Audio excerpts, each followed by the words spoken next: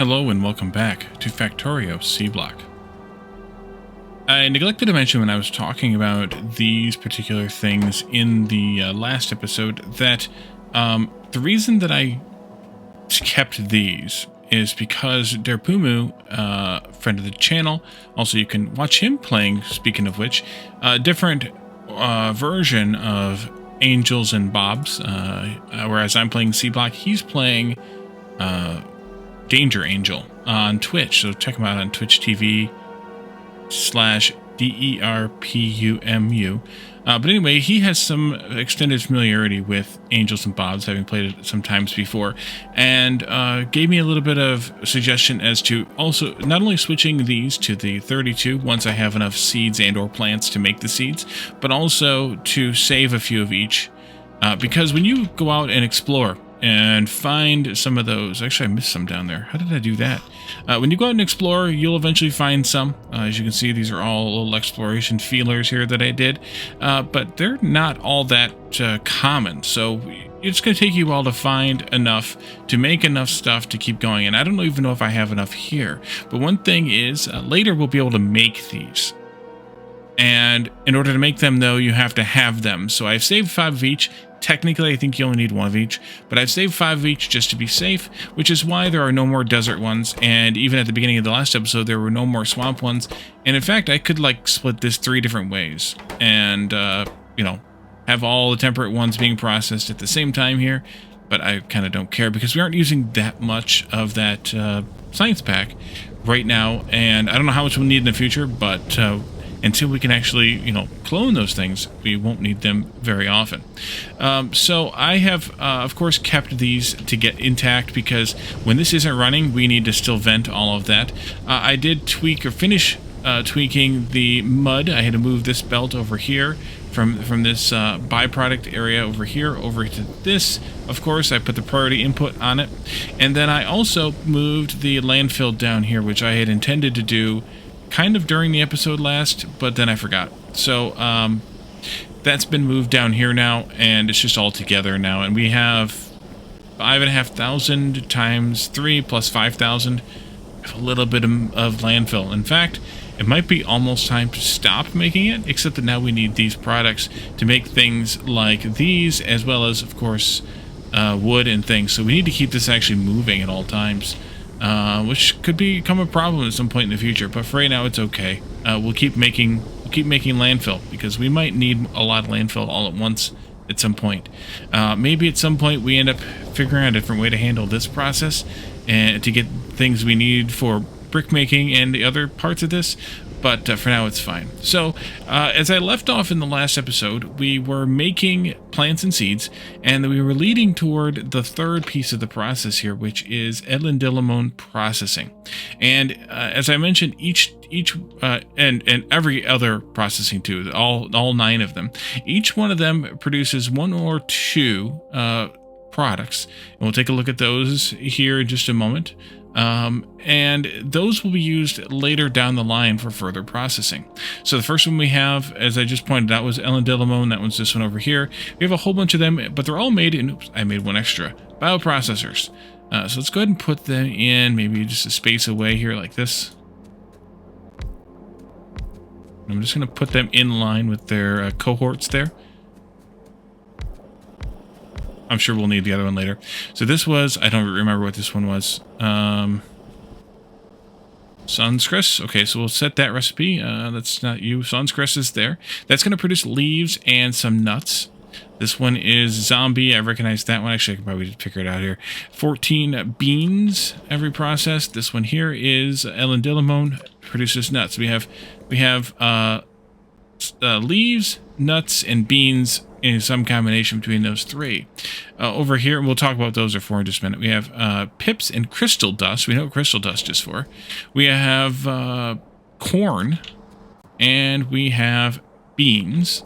And then over here, we have finally leaves and some cellulose fiber. We know what cellulose fiber is used for, at least in part, over there. We have cellulose fiber completely here, and we have corn here. So there's a couple of corn entries, and there's a couple of other things. Now, I haven't unlocked the technologies that use, I don't think, any of these, but I can show you at least, not there. I can show you at least what all those things are and what they're used for. And those things are all in here, with the exception of the crystal dust and the plant fiber. Those things are all in here. We have beans, corn, leaves, and then we have nuts and pips. And there's also fruits, but those come later with these later vegetables here that we don't have yet.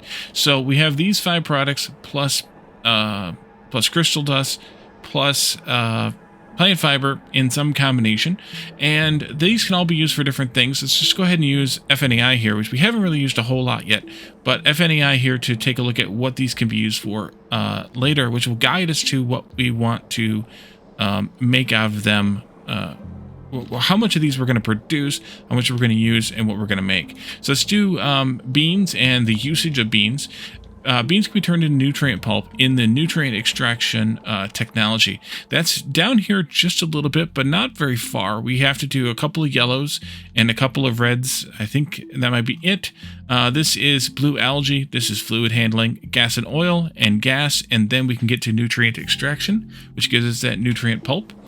So that one's not so bad, but there's also other uses for it, like raw vegetable oil, which is gotten from oil pressing of plants. But this is way down here in the blue science. So we obviously will have to spend a little bit of time in Petrochem, I think, in order to unlock the blue science pack and start making blue science. So just to kind of keep that side there. We also have some puffer breeding, and 2 different puffer breedings that we can use the beans directly for. And those are somewhere down the line. I'm not sure where yet. As I've mentioned in a couple of times, I think recently, I'm only slightly ahead of where we're at here. So in my practice game, so we kind of I don't really know yet. Beyond that, we have the next thing, which is corn. Corn's usage is fermentation based, which is in a yellow technology, which means it's something we can unlock right away.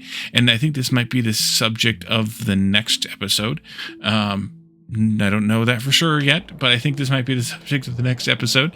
And then also, we'll take a look at what that might be able to make. We can also make nutrient pulp from this, again, in nutrient extraction. And then we can turn this into some of the puffer breeding as well down the line. So the fermentation base, right-click to continue the usage chain. In addition to unbarreling it, we can also turn it into compost and acetic acid, vinegar, chemical formula C2H4O2. Just in case you didn't know that. And then also compost and ethanol gas formula C2H6O. So we can do fermentation and turn it into ethanol and acetic acid, which might be something that we can use that's useful down the line. I'm guessing for some other process, acetic acid can be used to make bioplastics, apparently. Fuel canisters, bioplastics there again. And bioplastics 2 there, back, and then ethanol can be used to make, well, we don't want to avoid it, bottled, I don't care about that, resin that can be used to make resin with temperate arboretums, and ethylene gas, which is part of the fermentation process again. I don't know what ethylene gas is used for, and then resin here, which actually this recipe is gray, which means you can't actually use it. I should probably disable or remove those. Ethylene gas can be made into, oh dear God, ethyl benzene. Yeah, lots of stuff. Oof. Okay. Wally's gonna get overwhelmed real fast here. Let's go. I don't know why FNAI is being weird today. And then leaves, which can be used to make nutrient pulp. And then a couple of puffer breeding thingies also. So that went back just fine. The nuts are used for nutrient pulp. You can see where this is all kind of going. But again, in order to get to that, we have to unlock a few other things first. And then raw vegetable oil, which can be used in the oil pressing of plants, which is very deep. This is the blue technology we looked at earlier. And then again, a puffer breeding thing. So maybe these are going to get used for puffer breeding long before. I don't know. Actually, let's look where puffer breeding is in the... That's down in the blues also, so maybe not. Long before we get to anything else, but I guess not. Don't listen to Wally. And then we have also pips right now, which can be used for nutrient pulp, shocking. Raw vegetable oil, also shocking. And then a couple of puffer breedings. So what we're going to do, I think, is we'll hook these up, and that'll be today's episode, and then we'll go from there. So what do we want to do with this? Well, we need wheaton. We need 20 wheaton every 4 seconds, crafting speed of 1. Oh, I forgot. I had made a FNEI explanation here, somewhat. And I didn't talk about it last time. Or, sorry, a Helmut explanation here. So we'll talk about this real quick. I wanted this to all be one basic farm for now, just to kind of see what we could make out of one basic farm. I changed this to computing by factory, so I could do one basic farm entry there very easily. And this kind of tells me how much I'm making per second, of course, of each of the 9 plants plus the 3 dormant seeds, and how much I can make, I should say, and how much of these extractors I actually need, which is 0.03, which means I could make up to 30 of each of these farms on 1 seed extractor. Just keep that in mind in terms of scale, possibly for later. And then you can kind of see, if you look here, I'll just kind of scroll through it. You can pause or whatever if you want to see these in more detail. But we kind of looked at this. But the key part of this is how much of everything we need. A half of a soil per second to run one of each farm. Nothing. 5 water. Nothing. 1 mud per second. Nothing. Which is why I had to move the landfill over here. Viscous mud water. 1.667. Now this one I want to actually show, as well as the heavy and the concentrated, and then 1 sand, nothing, and 5 saline water, also nothing. Concentrated mud water was, of course, this recipe that we're using. No, we're not using that much. Control click on that. We're using 0.03 washing plants worth of concentrated mud water. We're using combined, including what we're using there, we're using 0.06 washing plants, because this plus the need for the farming worth of the heavy mud water, and then of course this, which is 5 of 0.12 5 viscous mud water. And then, of course, we have... Oh, that's not even the right recipe. I screwed that up. Hold on. Let's try that again. This one. And not this recipe, but... Oh, right. Viscous mud water comes out of the ground. So we're using 5 total viscous mud water. And with the mud we're producing, by the way, from these 0.02, that's already taken a dent, small dent, but a dent out of how much mud we actually need for this whole process. So you can see very, very easily here that this is not making a dent in this process here, and even the stuff we're stealing from sand and all the other products that are made from those products. I just wanted to make sure I showed that. And I haven't done the same kind of workup for these yet, but until we actually know how much we need, I don't think I need to.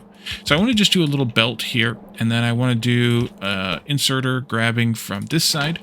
That'll put onto a belt here, and then I can grab this and do F. Yeah, like that. And I'll put another power pole in here. And really, that's it for right now. We could put this out into a box or something, but until I know how much corn I need and where we're going to use the corn for, I'm not going to bother. I'm just going to take this shift click. Yeah, take this machine out, at least. Create the blueprint. I'm going to put this on all 6 of the sort of standard recipe ones here. That one, that one, that one, and that one. And then the other 3 are going to need something slightly different. They're going to need the same belt, sort of, but also I need to do a little bit of oops. A little bit of an oops. Yeah, same belt. There we go. And we can do this still. But then I want to grab this one and do... Actually, that's kind of the same, but a little bit different. Do that there. I'm out of inserters. That should be enough, I think. Maybe those didn't get placed. Do a couple more. So that's almost the same recipe, or the same layout, but a little bit different because of this extra box, because of the split here.